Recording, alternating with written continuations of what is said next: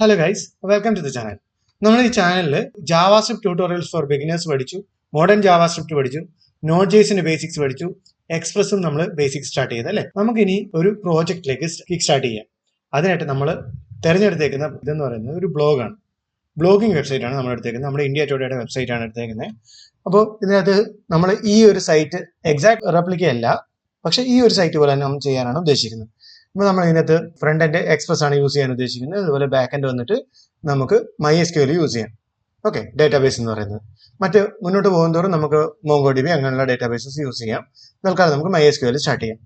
Okay, അപ്പോൾ ഈ ഒരു വെബ്സൈറ്റിൽ നമ്മൾ ഉദ്ദേശിക്കുന്നത്, അല്ലെങ്കിൽ ഈ ഒരു ന്യൂസ് വെബ്സൈറ്റ് നമ്മൾ ഉദ്ദേശിക്കുന്നത്, മുകളിൽ ഒരു ഹെഡർ കാണും, അതേപോലെ ഇവിടെ ഒരു സൈൻ ഇൻ ഓപ്ഷൻ കാണും. ഈ സൈൻ ഇൻ ഓപ്ഷൻ നമുക്ക് ഈ സൈഡിലാക്കാം. അതേപോലെ sign in, sign up, logout അങ്ങനെയുള്ള സെക്ഷൻസ് എല്ലാം ഇവിടെ കാണും. അതേപോലെ ലെഫ്റ്റ് സൈഡിൽ ഈ ന്യൂസിന്റെ കാറ്റഗറീസ് കാണും.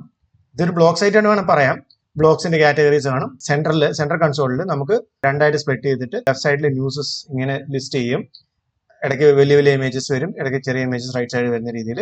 അതേപോലെ വീഡിയോസ് വേണേൽ വീഡിയോസ്, അങ്ങനെ റൈറ്റ് സൈഡിൽ ഇതിന്റെ റെക്കമെൻഡഡ് ആയിട്ടുള്ള എന്തെങ്കിലും കാര്യങ്ങൾ നമുക്ക് റൈറ്റ് സൈഡിൽ കൊടുക്കും. ഇതാണ് നമ്മൾ ഉദ്ദേശിക്കുന്നത്. ഓക്കെ, നമുക്കപ്പോൾ ഇത് സ്റ്റാർട്ട് ചെയ്യാനായിട്ട് നമുക്ക് വേണ്ട എന്താണ്? നോഡ് വേണം, നോഡ്, എക്സ്പ്രസ്, MySQL ലൈബ്രറി വേണം. ഇങ്ങനെയുള്ള കാര്യങ്ങളൊക്കെയാണ് നമുക്ക് ബേസിക് ആയിട്ട് വേണ്ടത്. നമുക്ക് ബാക്കിയുള്ള കാര്യങ്ങൾ പോകെ പറഞ്ഞു പോകാം. വേണ്ട സാധനങ്ങളൊക്കെ നമുക്ക് ഓരോന്നായിട്ട് പറഞ്ഞു പോകാം. ഓക്കെ, അപ്പോൾ welcome to the first project of node and express. അടുത്ത വീഡിയോ തൊട്ട് നമുക്ക് സ്റ്റെപ്പ് ബൈ സ്റ്റെപ്പ് ആയിട്ട് എങ്ങനെയാണ് ഇത് ചെയ്യുന്നത് നമുക്ക് റിയൽ ടൈമിൽ ചെയ്തു പോകാം. നിങ്ങളും എൻ്റെ കൂടെ തന്നെ ചെയ്തു പോകണം. Full project files project complete ആയി കഴിയുമ്പോഴത്തെ ഗിറ്റിൽ ഇട്ടിട്ട് ഞാൻ ലിങ്ക് നിങ്ങൾക്ക് ഷെയർ ചെയ്ത് തരാം. നിങ്ങൾക്ക് അത് ഡൗൺലോഡ് ചെയ്തിട്ട് അത് വേണമെങ്കിൽ യൂസ് ചെയ്യാം. അല്ലെങ്കിൽ എൻ്റെ കൂടെ തന്നെ നിങ്ങൾ ചെയ്തു പോവുക. അപ്പോൾ നിങ്ങൾക്ക് കുറച്ചുകൂടി ഹാൻഡ്സ് ഓൺ എക്സ്പീരിയൻസ് ആവും. നമുക്ക് അടുത്ത വീഡിയോ കാണാം. താങ്ക്